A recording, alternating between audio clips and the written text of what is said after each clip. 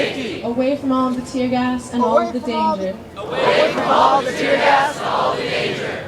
We were all shouting for medical assistance. We were all shouting for medical assistance. And instead of giving that, there was a flash grenade thrown into the crowd. There was a flash grenade thrown into the crowd. I am in shock that is how the events played out. I am in shock that's how the events played out. But I am honored. That I had the opportunity. To stand next to veterans. Like Josh and Scott. Some of the most peaceful protesters. And fight for a cause that I believe in.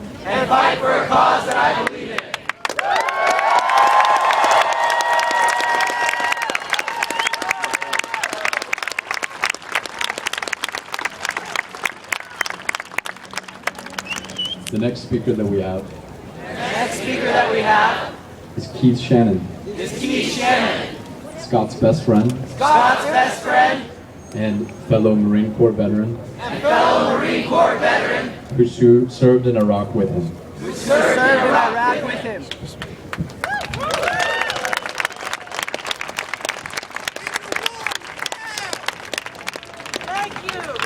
Good evening, everyone. 6 years ago, I had the pleasure of meeting Scott Olsen. A few months after meeting him, we found ourselves in Iraq. 10 months later, we were back in the United States. With greatly different views. On what was really happening.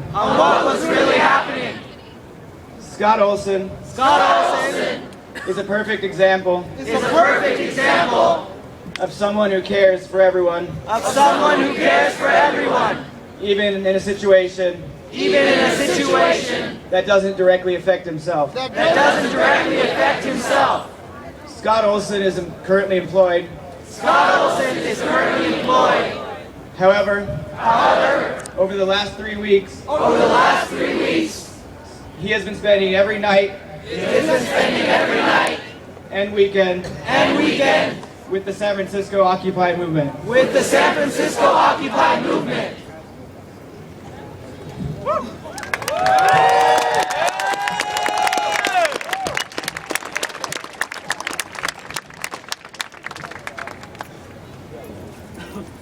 Next up we have Adele Marjoram, who is a civilian soldier ally of Iraq Veterans Against the War,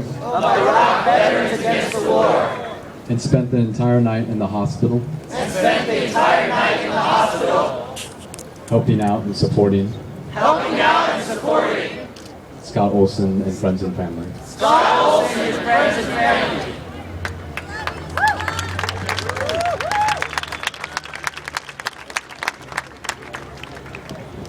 I want to thank the people who got Scott out of danger and brought him to the hospital on Tuesday night.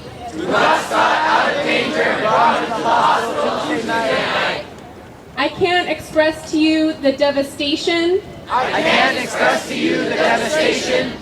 and the outrage that I felt seeing this young man, our friend, laying in the hospital with a fractured skull and brain hemorrhaging Tuesday night. And that he had to undertake this kind of risk to participate in a peaceful protest after returning home from two tours in Iraq safely.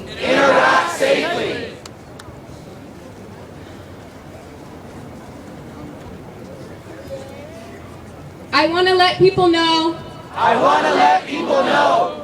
that this is not the first incident of police violence in Oakland. That this is not the first incident of police violence in Oakland. Police accountability does not begin and end Police accountability does not begin and end with holding Oakland responsible for what has happened to Scott. for holding Oakland responsible for what has happened to Scott. I hope that as we do that, that we also stand in solidarity with other communities in Oakland who experience egregious police violence.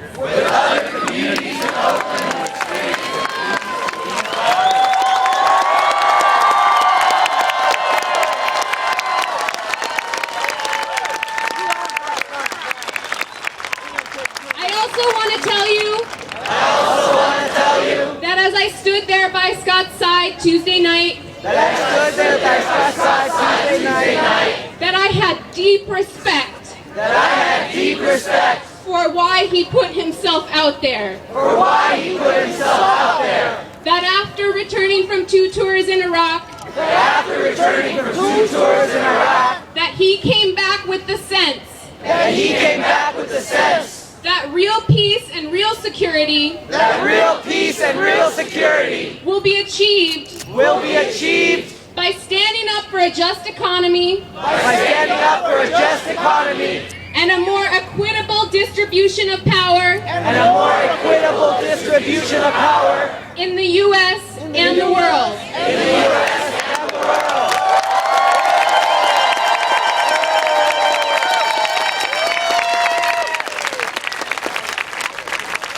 Scott was active in organization building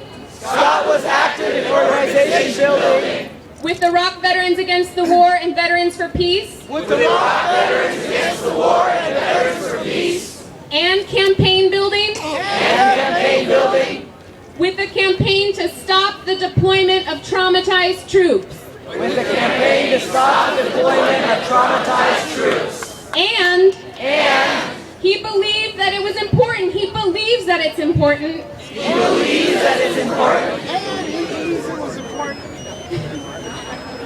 To be out having this direct democratic engagement that we're having here.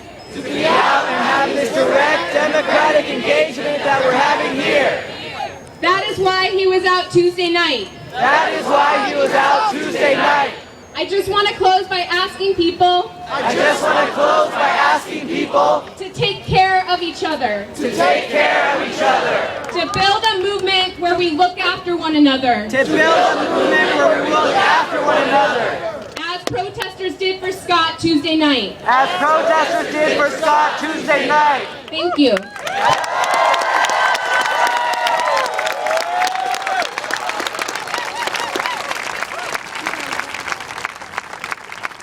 While we are encouraged about Scott's progress,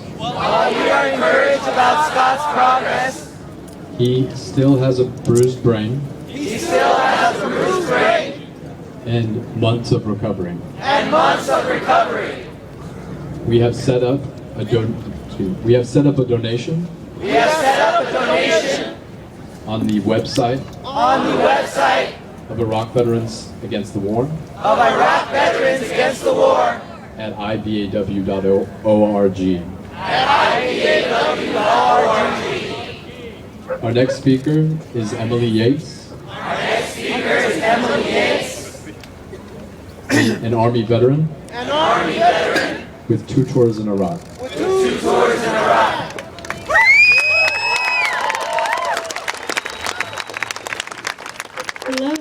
Hello.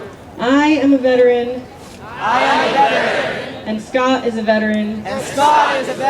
And all of these people standing behind me are veterans. And